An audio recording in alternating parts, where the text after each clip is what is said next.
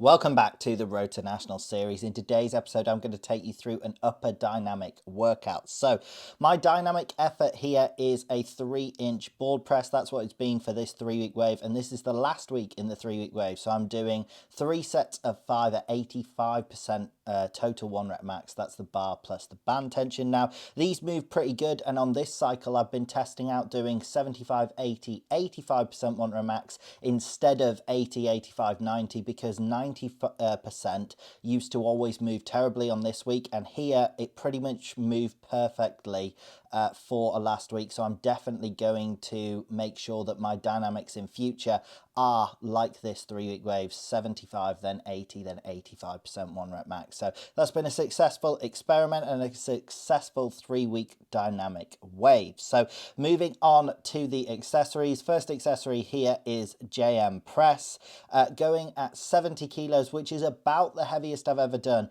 I think I might have had some like crazy session where I did like really heavy triples at like 80 or 90 kilos before, but this is for actual working weight for like sets past 6 reps. This is the heaviest I've gone before, and I think I managed to get sets of 10 to 12. I can't even remember.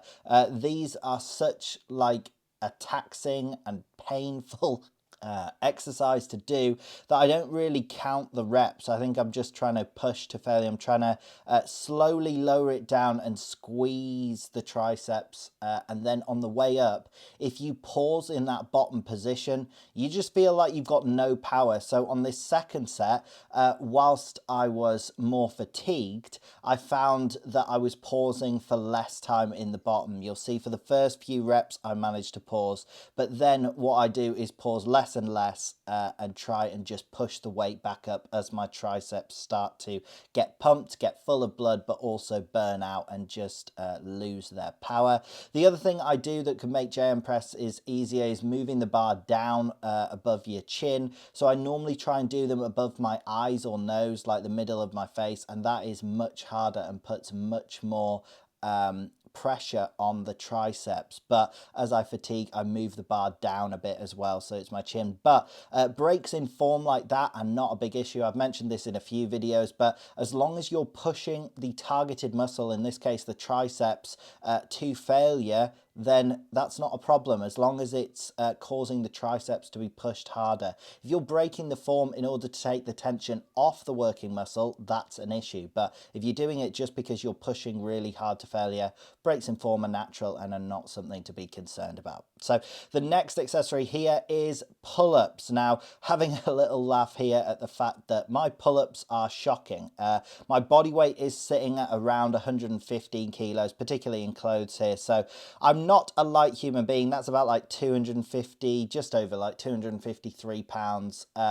So, I mean, it's not terrible. I can actually do more pull-ups here, being able to get like 5 overhand pull-ups than when I weighed 10 kilos less at 105 kilos. And I think that's down to my increase in strength on lat pull downs recently. I've talked about that in a few videos. My lat pull down strength has got way stronger, but I'm also going to plan on rotating pull-ups in every now and again. They are a fantastic exercise, but because I'm not able to do lots and lots of reps, I don't train them a lot because like with lat pull downs, you can manipulate the weight really easily on the stack, whereas pull-ups, obviously it's a body weight exercise. There's a certain threshold you need to be able to lift in order to do them, unless you use like band assistance or like an assisted pull-up machine. So the next accessory here is weighted dips. I decided to use 25 kilos because it would put me in around that 6 rep range. And as I've covered on the channel before, I try and train my accessories in all different ranges. So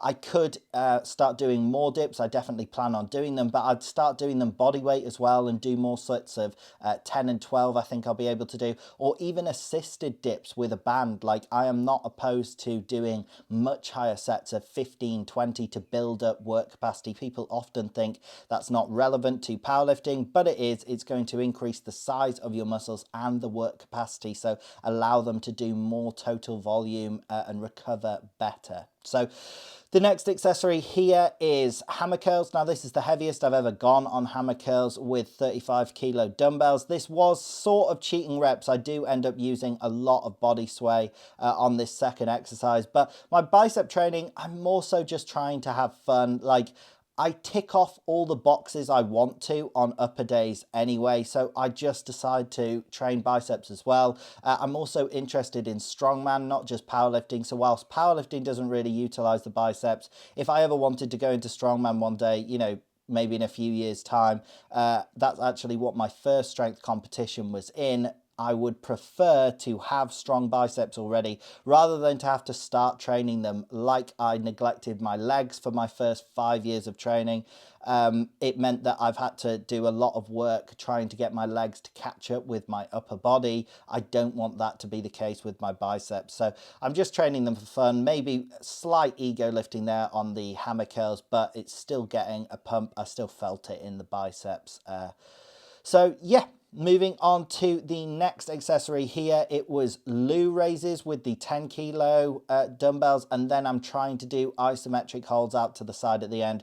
Now these are completely burning my shoulders. I always find this. It is a crazy exercise where you just feel like you have no power. I've talked about it since I've started doing it, literally for only about a week or so I've been doing it, but this is a much better alternative to side laterals. You can contract the weight, contract your delts way more in that top position. So from when the dumbbells are out to the side, that from there up to the top position where they're above your head, you contract the delts way more. So I feel like that is lost range of motion when you just do normal side laterals. And then you can always superset it, so you could do side laterals after you can't do any more loo raises, because the loo raises are definitely more challenging. Or like I did in this workout, you could try and just hold the dumbbells out to the side for an isometric and just burn out every single bit of energy you have in the delts. So they were very good. Then final exercise here was weighted GHD sit-ups. So the way I do GHD sit-ups is not like the CrossFit way where you're sort of firing yourself back and trying to touch the floor with your hands. I'm using the GHD here because it gets a greater stretch on the abs. Like if I was crunching on the floor and just doing normal sit-ups, I'm not able to get a big stretch on the abs like I am here. And today was the first time that I used a 10 kilo dumbbell and actually weighted these. So I think I managed to do sets of 10, and that was a great step forward. And today, at the time of recording this voiceover, it's actually the day after this workout, and my abs are really sore. It was I was struggling to sit up in bed to get out of bed this morning. So it has definitely been an effective ab training session. You do also hit your hip flexors while doing this. I definitely feel them helping me contract up, but that's not an issue. I mean, it's just another body part that is getting hit and worked. As long as my abs are also successfully getting trained and targeted, I'm happy with that. And the main function of the abs with powerlifting is just to have a good brace so that you're solid whenever you're doing your main compound lifts, and that is definitely being developed here with these setups. So that is it for today's workout. I hope you did in fact enjoy the video. If you did, drop it a like, drop it a comment, subscribe, click the bell, all of that fantastic stuff. Look at me, absolutely knackered there, and I hope you have a good day.